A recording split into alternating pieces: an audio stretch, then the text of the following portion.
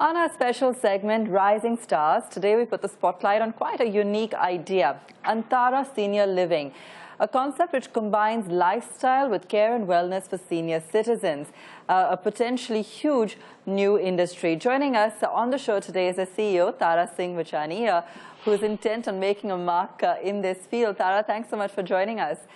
First up, tell us a little bit more about the opportunity you see in the senior housing space, Tara.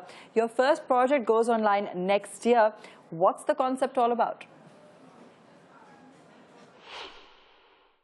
Absolutely. So Antara is essentially a combination of what we call lifestyle and life care. It's an idea that we started incubating in 2013, and it's been a fantastic journey. Actually, no, sorry, it's an idea we started incubating in 2010. I seem to lose track of dates. And it's been 5 years where we've essentially created a concept which actually doesn't exist in India, and it's the ability to create a very well-serviced community for people that are nearing 60 and above. And the idea is to keep our residents extremely engaged and give them a quality of life that's actually unparalleled. So we have chosen to be in the very luxury end of the segment. There is really no other player that is competing in that sense for the kind of service product that we are. And I see a huge scope in demand because I see people more and more at all different income levels really being very aspirational for the quality of life they want to lead. They want to be hassle-free, they want to live amongst friends, they want to have communities that are safe, secure, they want to have good quality of air. And those are only some of the things that we at Antara offer. So I actually see the opportunity as being very, very large. So Tara, tell us a little bit then about your current project in Dehradun, the one that you're working on with an investment of about 500 odd crores that's gotten into it. Tell us a little bit specifically about that, what it's going to offer as well. So we actually started construction in Dehradun in 2013, and our apartments will be ready to move into starting sort of the second quarter of next year. And essentially what Dehradun is we have 15 beautiful acres that essentially has a view of the Himalayas, a river Tons, and a beautiful orchard on which, in partnership with our architects from New York and Spain, we've created 200 bespoke customized apartments as well as a 60,000 square foot clubhouse.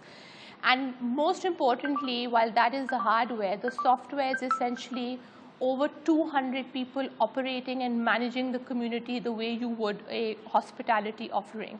So all of this will be ready next year, and we'll have residents start to move in and give life to the community. So, Tara, I know you said that there's no other player that competes at the luxury end of this, but nonetheless, given that there are enough players looking to get into senior housing, what's been the response? How does your project, how has it stood out so far when it comes to customers and giving them that edge? Have they responded to it? Have they, found the value in the proposition? It's actually been very interesting. I think what's been most interesting for us is that we've had to have very deep and meaningful conversations with possibly everyone that we've proposed Antara to, or people who have been interested and come to us, because these are people who we're actually talking to about how is it that they see themselves spending their lives for the next 30, 40 years. We do their financial planning, we talk to their lawyers, their children, their consultants, the taxation team. We really get very deeply entrenched in the relationship building with any prospects. And therefore, it is a lengthy process, and that's why I say it's a little challenging, because you have to invest a lot of emotion, time, and energy into building the relationships. But we find that the number of progressive people who are actually very open to this idea is growing and growing every year. So while initially it was much harder for us the first year or so, where we were having to in a way educate the people around us as to what our product is, because there is nothing like this in the market, we find now in the last year or so the response has really been very positive, and we're being able to build relationships and sell our apartments very successfully. So which are the markets that you're focused on geographically? Dehradun, of course, is where you're starting out. Are you looking at, moving ahead slowly and steadily, or are you looking at a faster pace of growth once the first project comes online?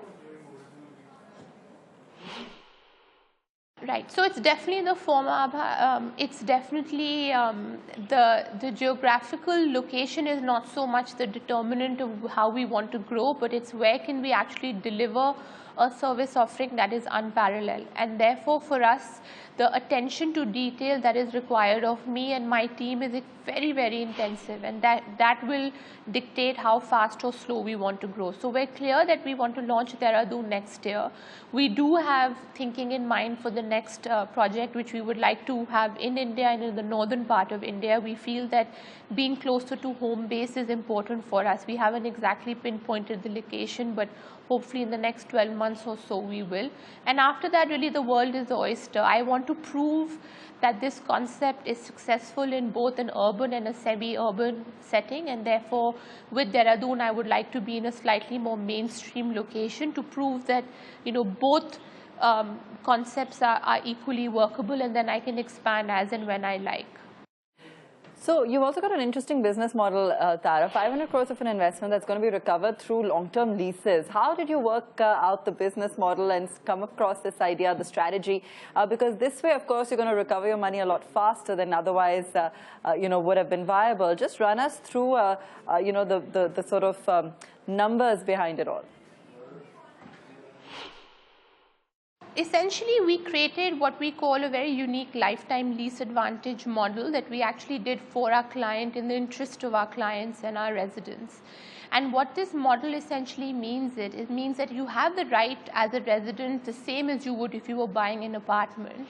But what that actually does is it gives us the ability to control who comes and actually lives and then future buys into the community.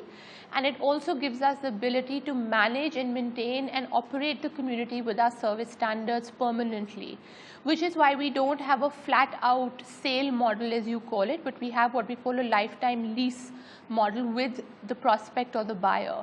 And how that actually works is that they buy, in a way, they buy the lease. We call it buying of a lease, which is why we're able to use the words buying or selling. So they buy an apartment at the value that we put the market on, we put the apartment on in the market, and then that apartment is theirs to enjoy for the rest of their lifetimes, and after which their nominees either we are able to give their nominees the apartment if they want to live in the apartment, or we put it back onto the market, sell it, and the entire financial sum comes back to their next of kin. So this is the model from a client or a resident's point of view. From a business point of view, how this essentially works is that you're able to recover your capex or your investment along with some amount of profit margin upfront as you are selling the apartments, because you're essentially recovering the value of that apartment. And then you are also being able to generate an operating revenue year on year on the services that your residents are using, on which we have a very, very nominal margin, but essentially you are then able to put a much longer value on the business, both from the upfront return on capital as well as the operating revenue that we generate. Right. Tara, let's focus on you as well. Your experiences as an entrepreneur who's actually figured this all out on her own, come up with a viable idea, try to put it into effect as well. Just run us through some of your early experiences. Sure, absolutely. So for me, Abha, this is essentially inspired by hospitality. I feel that personally, my family and myself are driven by the desire to serve and the desire to create experiences that add value to someone's life in whichever little or medium or large way one can, which therefore in a way dictates the businesses that we have been in. So the passion actually is hospitality and what we call seva. And when we were looking at variations of this, I couldn't think of a better demography to do it for than for a demography that really wasn't getting any services in our country, whether at any income level, frankly. And therefore, that's what inspired me to say, let us couple the ability of home, hospitality, health and wellness all together and create it for a population that really needs to be able to have these sorts of advantages and services at their disposal. So that's what inspired me, the sort of the drive for hospitality, and then seeing a big market for this particular age group. And when we started putting the model and the concept together, the costs and the vision that we had are essentially what dictated the price points. We never sort of started off by saying we were going to be at the very upper end of the market. We actually allowed ourselves to put a vision and a product and then put a cost and price on it that then gave us the product that we have. And therefore, what I really bring to the table, I would say, is obviously passion, and I think that's something you cannot learn. It's something that you either have or you don't have. And the other couple of things, I think my exposure, having grown up around people like my father and his colleagues, have always taught me that you have to go to the nth degree with whatever you do. And so be detail oriented, focus on whatever it is that you want to achieve, and then just work endlessly to make it happen. And I guess all of that does sum up to some amount of ambition and passion, and I think that's what I can bring to the table. Well, Analjeet is definitely a great role model there, Tara. But, I want to ask you, what perception is also that, of course, second-gen entrepreneurs sometimes have it a little easier than the first-gen entrepreneurs. They do have something to fall back on. They perhaps have easier access to funding, and that makes it all a little bit more smooth. Just want to ask you how you'd answer to some of those detractors, how you'd sort of describe what you bring to the table and your own set of challenges as well. Absolutely. So I think my journey, Abha, has been very privileged, and I'm very fortunate to have the foundation that I do. By no means has that been easy, in the sense that I think you have to work harder to earn your stripes. People expect much more out of you when they think you're coming from something. And also, Max is a company which Antara is 100% subsidiary of, is a professionally led company. We're a publicly listed company, and therefore nothing comes easy. We're very, very conscientious about our shareholders. We work completely driven by board. We are board governed. All of our businesses are run by professionals. And therefore, the learning and the training that I have had to go through has been very fast, but has been very intense. And I have not taken it at all for granted. At least I hope I have not. And I would hope that my ecosystem seconds what I am saying.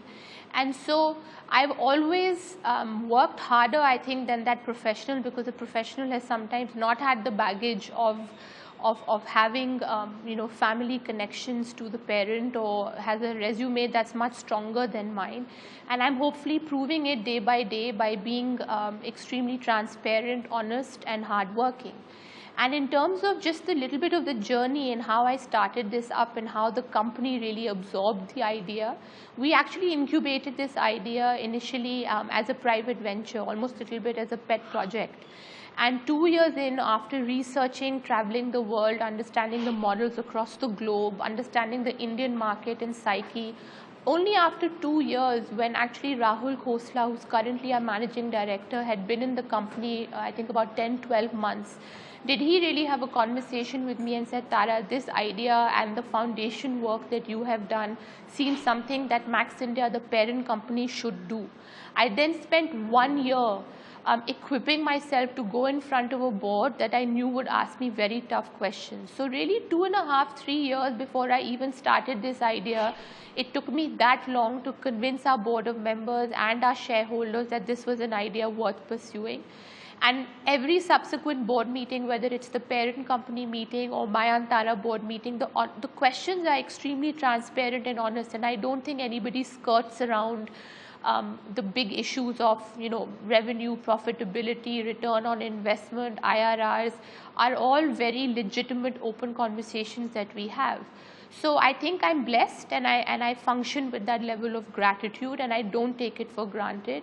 And I work just that extra hard to make sure that I'm able to really put my foot down and say that I've earned the right to do this.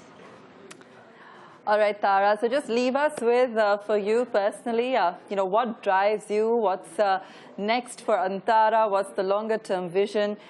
Just give us a sense of that before we let you go today.